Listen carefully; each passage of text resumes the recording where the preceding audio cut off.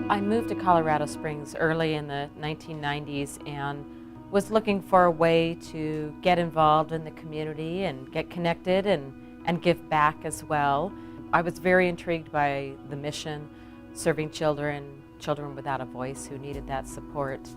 And it also appealed to me sort of the high level of volunteerism that's needed, the skill level that's involved with the volunteers, and having that kind of very intense training was something that really appealed to me sort of at a professional level of a volunteer. I had one case that was very difficult, sexual abuse on a child, and it was also in the criminal courts as well. And it was very challenging because at the time, while father had been charged and was facing criminal charges, mother wasn't supporting the child. And I was there and needed to be there in court, as unfortunately that child was made to be there to testify and yet had no support system around her. And I was there to just say, you could just look at me. If you're frightened, just look right over here and just be there for it.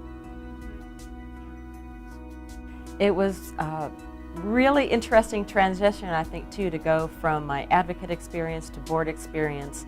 And that really helped me to understand, one, just sort of the volume of people who are there for CASA wearing different hats and different roles, be it the board members as volunteers, the advocates as volunteers, but again, to see the real dedicated strategy around serving more children and providing the best service to the children that we have cases for.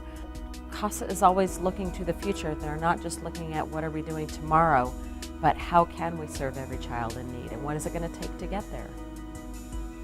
For a couple of years, I also was a volunteer in the Supervised exchange program. It is a great program that for families, divorcing families, parents in conflict, where it's so conflictual, they can't even be together for that moment of exchanging a child so that child can see the other parent, to provide that safe place so the child doesn't have to witness conflict. So perhaps one parent is stalking the other parent, so to provide that safety for the parent so that the child doesn't miss out, because even in tough times with families, children still need that contact with parents as long as it's in a safe environment. Well, we know we're a growing community that through the years continues to face challenges like all communities do. We've been through tough times with the recession. Certainly our military has been through very difficult times, and all these kinds of things can put stresses on families. I think we've become more and more proactive. We need all the volunteers we need to serve every child in need, and knowing that there's a plan to reach that level, to me, is so encouraging. There are many organizations, I should say, that work on helping families to be safe and healthy, but what we do is so unique. There's nothing else like it. I worry, to think about a community without CASA is a very scary thing.